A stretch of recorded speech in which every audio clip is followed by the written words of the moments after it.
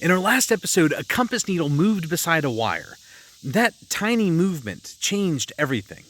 Hans Christian Ørsted had shown that an electric current could affect a magnetic field. André-Marie Ampère discovered that currents could exert forces on one another.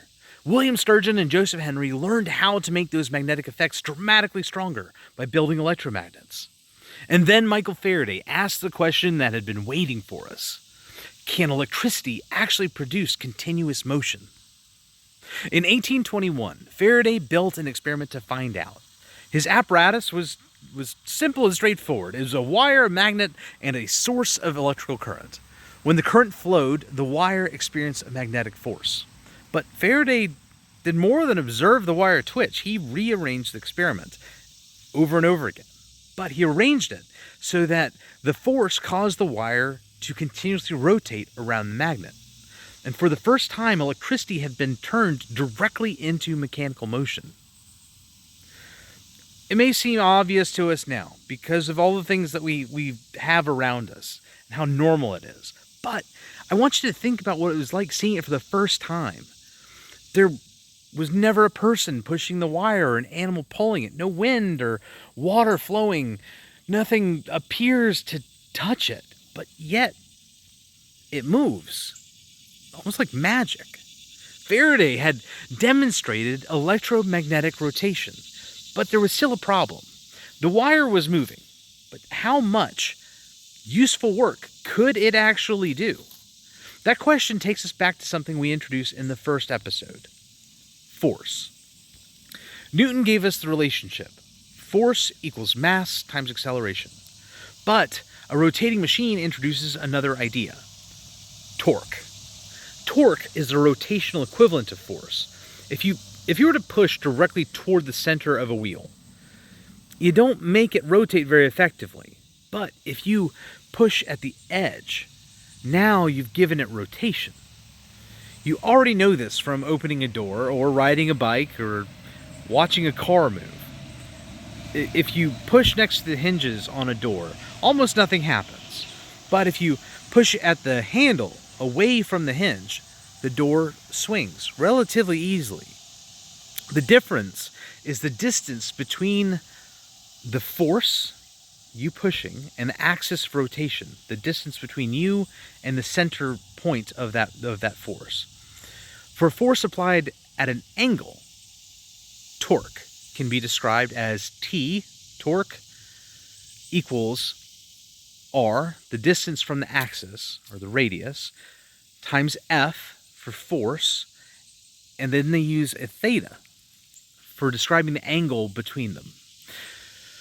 That equation gives engineers a way to predict something very, very useful. How much turning force can this machine produce? And that question would become central to every motor ever built, because a motor does more than spin. It has to produce useful torque.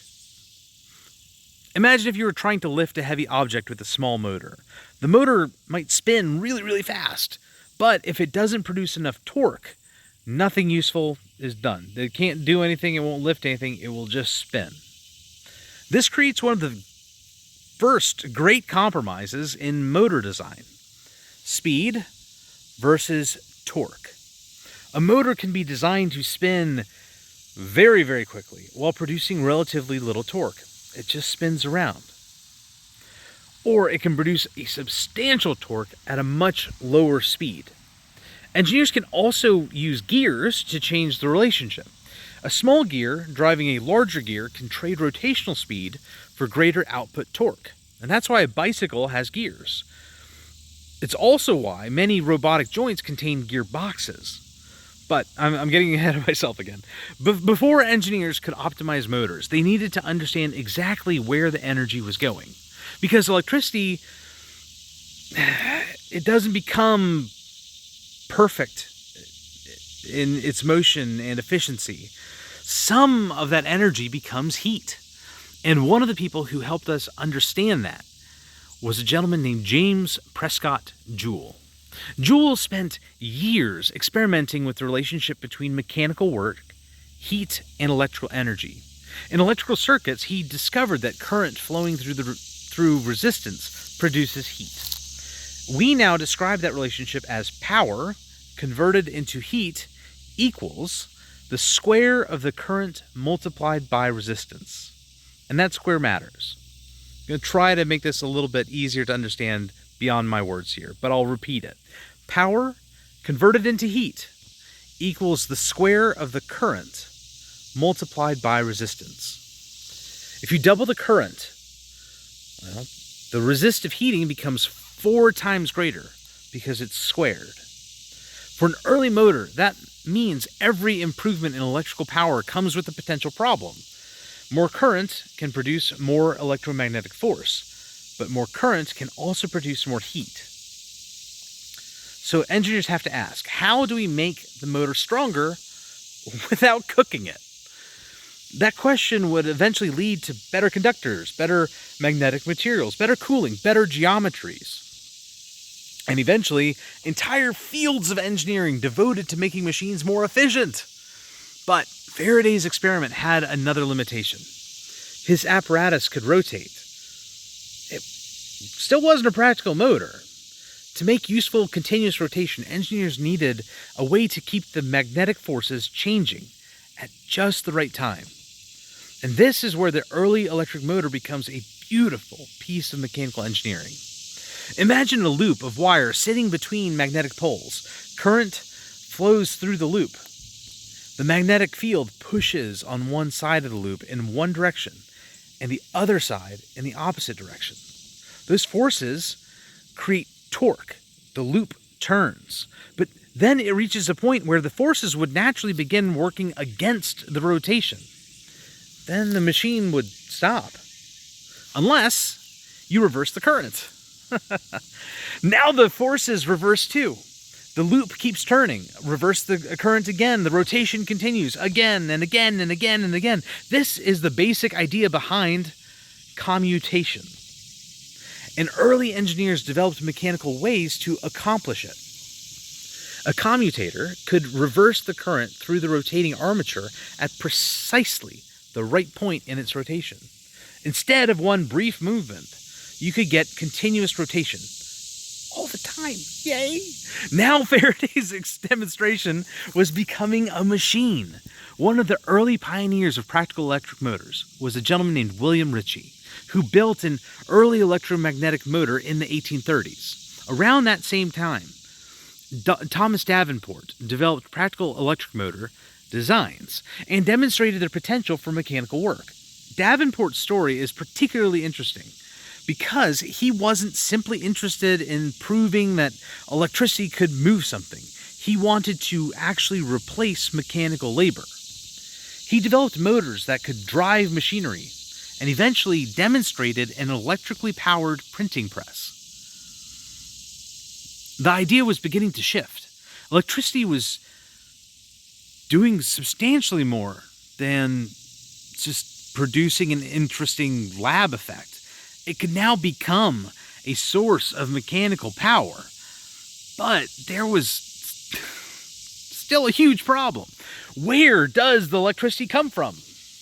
Early batteries were useful experiments, but batteries were expensive and limited. If electric motors were ever going to transform industry, engineers needed a better way to generate electricity. And that problem led directly back to Michael Faraday.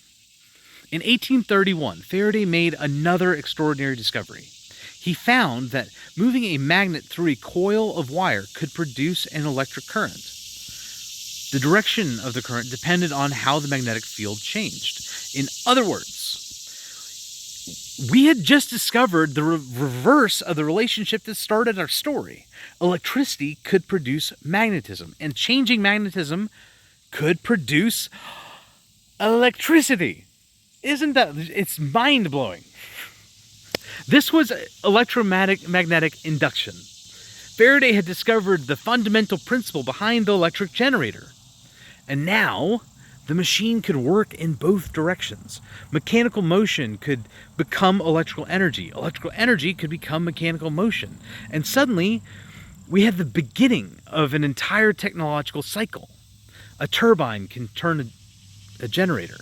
The generator produces electricity. Electricity travels through wires. The electricity powers a motor. The motor produces mechanical motion, and that motion can perform actual work.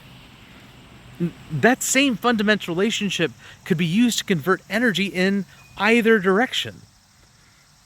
It's one of the coolest ideas in engineering, in my opinion. But Faraday's discovery didn't stay inside labs, thankfully. You may actually have one of his descendants sitting in your kitchen. If you've ever used or heard of an induction stovetop, do you know how they work? An induction stovetop uses electromagnetic induction for a completely different purpose. Instead of using electricity to make a motor turn, electronics send rapidly changing current through a coil beneath the cooking surface. That current creates a changing magnetic field. If you place an appropriate metal skillet above the coil, the changing magnetic field induces electrical currents inside the skillet. Those currents encounter tremendous resistance, and that resistance produces heat. And for people, again, seeing it for the first time, the chain looks almost like a magic trick, because electricity creates a changing magnetic field. So there's no flame or glow to it, as old stovetops used to be. The magnetic field creates electrical currents, and the currents encounter resistance in that metal that's not really designed for the purpose that we're using it for. But it has the right kind of conductive ability to run that the magnetism through it, and therefore the electricity through it. And then it creates the resistance because it's no longer allowing the electricity to pass through it easily. And that resistance can create a lot of heat. And then the skillet itself becomes the heating element. And suddenly Faraday's experiment from 1831 isn't just history, it's in your kitchen.